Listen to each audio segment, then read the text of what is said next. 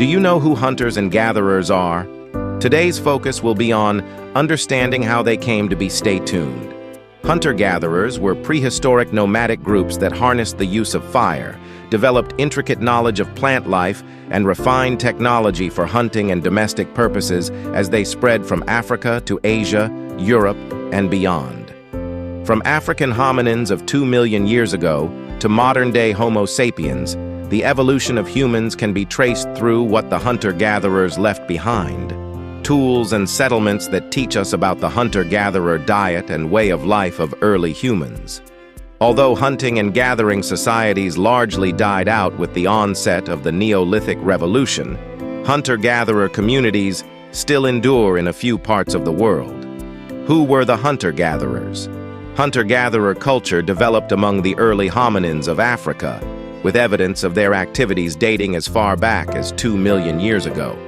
Among their distinguishing characteristics, the hunter-gatherers actively killed animals for food instead of scavenging meat left behind by other predators, and devised ways of setting aside vegetation for consumption at a later date. The culture accelerated with the appearance of Homo erectus, 1.9 million years ago, whose larger brain and shorter digestive system reflected the increased consumption of meat. Additionally, these were the first hominins built for long-distance walking, pushing nomadic tribes into Asia and Europe. Hunting and gathering remained a way of life for Homo heidelbergensis, 700,000 to 200,000 years ago, the first humans to adapt to colder climates and routinely hunt large animals through the Neanderthals, 400,000 to 40,000 years ago, who developed more sophisticated technology. It also spanned most of the existence of Homo sapiens, dating from the first anatomically modern humans 200,000 years ago to the transition to permanent agricultural communities around 10,000 BC hunter-gatherer tools and technology. The early hunter-gatherers used simple tools. During the Stone Age, sharpened stones were used for cutting before hand axes were developed, marking the onset of Acheulean technology about 1.6 million years ago. Controlled use of fire for cooking and warding off predators marked a crucial turning point in the early history of these groups, though debate remains as to when this was accomplished.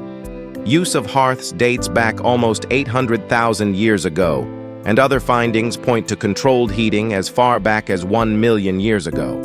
Evidence of fire exists at early Homo erectus sites, including 1.5 million-year-old Kubi Fora in Kenya, though these may be the remains of wildfires.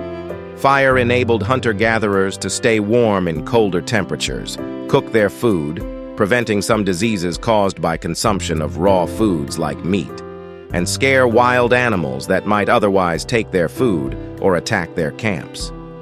After Homo heidelbergensis, who developed wooden and then stone-tipped spears for hunting, Neanderthals introduced refined stone technology and the first bone tools. Early Homo sapiens continued to develop more specialized hunting techniques by inventing fish hooks, the bow and arrow, harpoons, and more domestic tools like bone and ivory needles. These more specialized tools enabled them to widen their diet and create more effective clothing and shelter as they moved about in search of food. 6. Major breakthroughs in hunter-gatherer. Tools.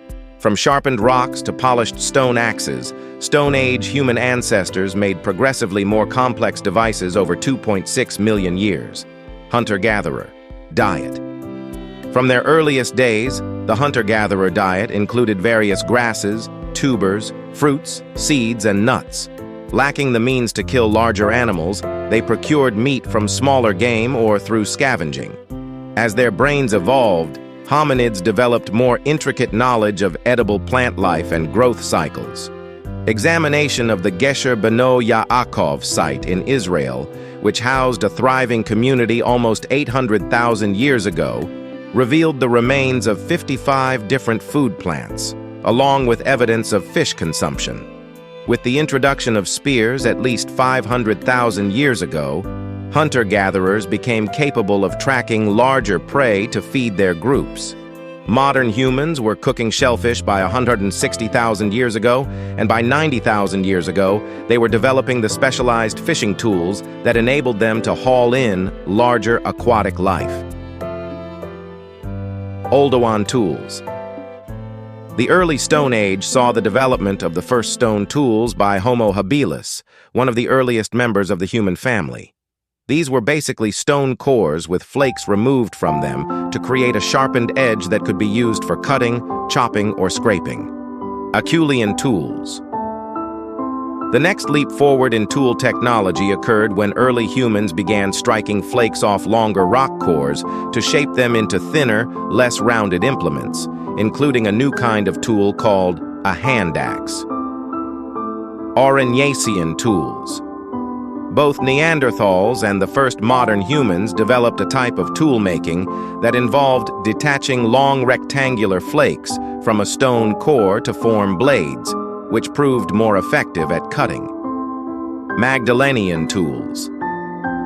The Magdalenian culture advanced stone tool development by generating small tools known as geometric microliths, or stone blades or flakes that have been shaped into triangles, crescents, and other geometric forms. When attached to handles made of bone or antler, shown here, these could easily be used as projectile weapons, as well as for woodworking and food preparation purposes. Neolithic tools. Starting around 10,000 BC, during the Neolithic period, humans made the transition from small, nomadic groups of hunter-gatherers to larger agricultural settlements. In terms of tools, this period saw the emergence of stone tools that were produced not by flaking, but by grinding and polishing stones. Hunting and gathering society. Studies of modern-day hunter-gatherers offer a glimpse into the lifestyle of small nomadic tribes dating back almost 2 million years ago. With limited resources, these groups were egalitarian by nature, scraping up enough food to survive and fashioning basic shelter for all. Division of labor by gender became more pronounced with the advancement of hunting techniques, particularly for larger game. Along with cooking, controlled use of fire fostered societal growth through communal time around the hearth.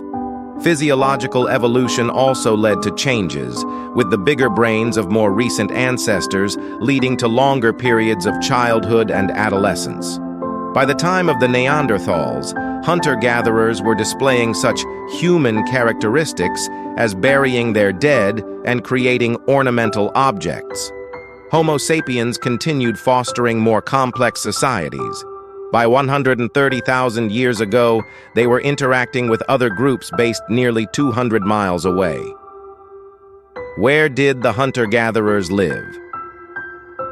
Early hunter-gatherers moved as nature dictated, adjusting to proliferation of vegetation, the presence of predators or deadly storms.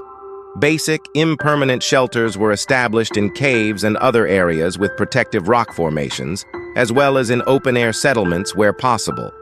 Hand-built shelters likely date back to the time of Homo erectus, though one of the earliest known constructed settlements, from 400,000 years ago in Terra Amata, France, is attributed to Homo heidelbergensis. By 50,000 years ago, huts made from wood, rock, and bone were becoming more common, fueling a shift to semi-permanent residencies in areas with abundant resources.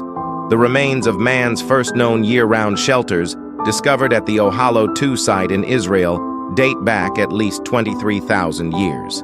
Neolithic revolution to modern day, with favorable conditions supporting permanent communities in areas, such as the Middle East's Fertile Crescent and the domestication of animals and plants.